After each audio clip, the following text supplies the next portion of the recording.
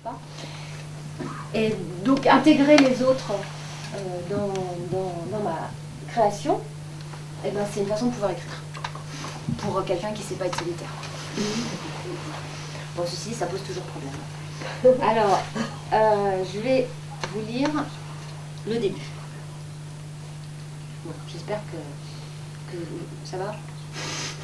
Non, parce qu'en fait, c'est pas la même chose non plus. Hein. Je vous avoue de lire un texte qui est en chantier et puis un texte qui est déjà fini. Alors, à tâtons, rien que du noir partout, tout autour, à en perdre l'équilibre. Des cris m'arrachent les yeux, des hurlements, les miens, lointains, répétés, affreux et hystériques. Je cherche un point d'appui, ni paroi, ni meuble. Je me précipite dans le vide, tourne sur moi-même en tous sens. Je bois les ténèbres épaisses, elles ont englouti mon corps. Ai-je encore des paupières? Je veux sortir, comme tomber au fond d'un lac. Il y a des choses au sol, des choses sans nom, invisibles, que j'ai peur de toucher. L'obscurité me pénètre, elle s'enfonce en moi, elle me noie. Des spasmes, à force de cris et de pleurs, ma gorge s'est serrée.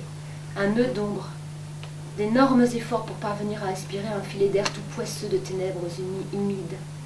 Dans ma course, je me cogne violemment le nez et la bouche et je m'effondre.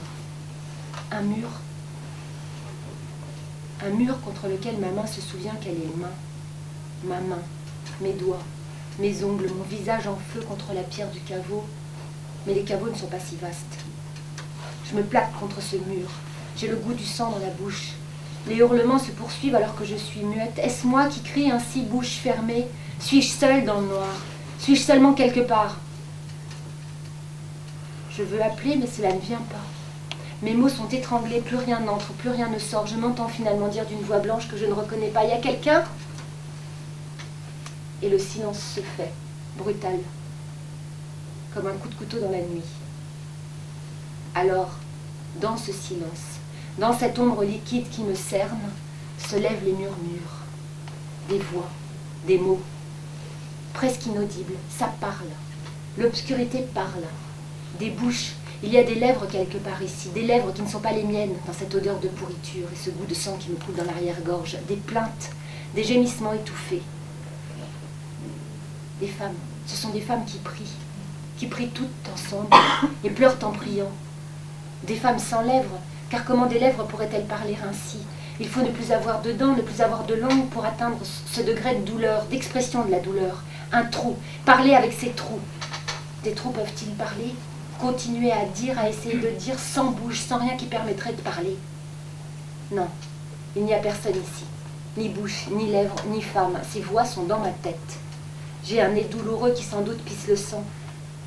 Cette souffrance me donne une consistance et ce mur, qui n'est pas moi, me rend mon contour.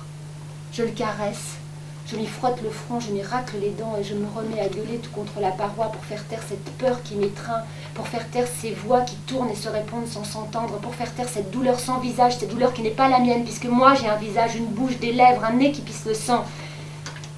Si j'ai un contour, cet endroit en a un lui aussi. Mon corps s'appuie contre la paroi pour ne pas se perdre, et j'avance en frottant la pierre contre ma peau jusqu'à atteindre un coin, un angle droit où je me recroqueville. Coincée entre les murs, je sens ma chair qui bat, vibre, se tend. Je ne parviens plus à bouger, mes membres ne m'obéissent plus. Respirer, respirer à travers l'espace, me respirer, repousser la panique, respirer. Très lentement, mes mains effleurent mes mollets, palpent mes tibias, ramènent mes genoux contre ma poitrine et je me replie. Je suis une. Mes bras nus enlacent mes jambes. Ma peau, la souplesse de ma peau me rassure. Je la caresse sous le tissu, je me rassemble, je sens mon souffle tiède entre mes cuisses. J'ai creusé une petite niche dans la nuit vide où je m'entends respirer. Mon parfum domine peu à peu cette bulle, il ralentit le temps. Je vais pouvoir me relever et chercher une porte.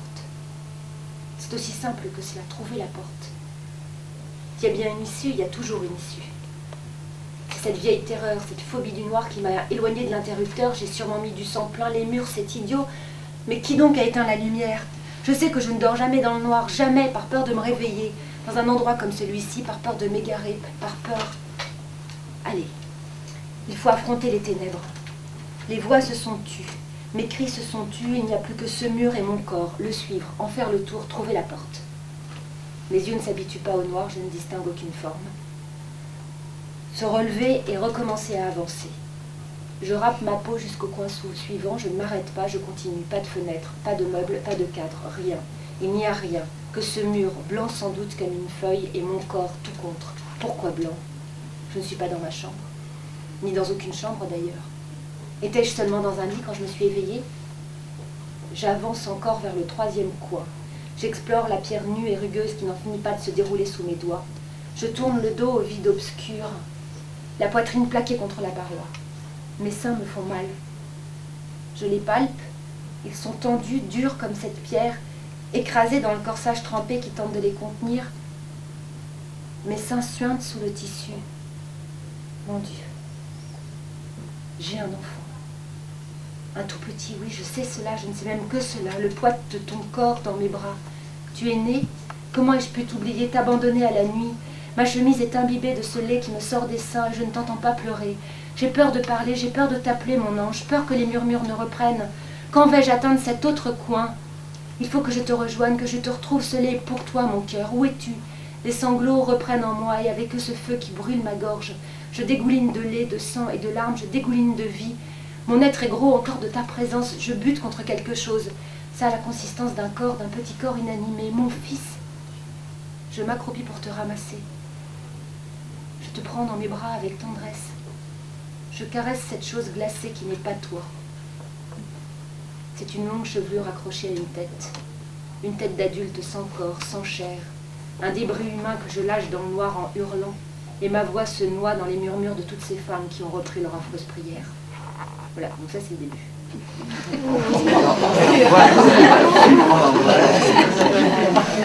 J'espère que ça vous effraiera pas trop. Il y a une porte aussi. Il y a une porte. Elle dit qu'il y en a une. Il faut la chercher.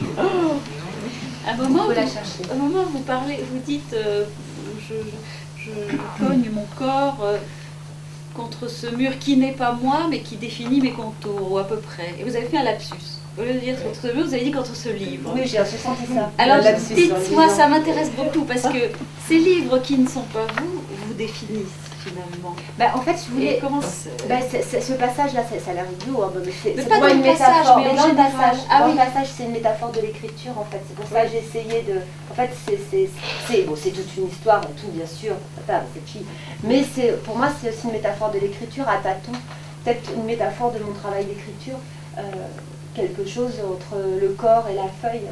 Parce que je dis, il n'y a rien que ce mur blanc sans doute comme une feuille, alors que bon, finalement, le mur n'est forcément pas blanc. Mais, et mon corps tout contre. Donc en fait, c'était cette idée de ce travail à tâtons que moi je fais en écrivant, parce que c'est vrai que c'est très tâtonnant. Hein. Je suis pas... j'ai pas des temps très précis, je pars et je me cogne contre les murs.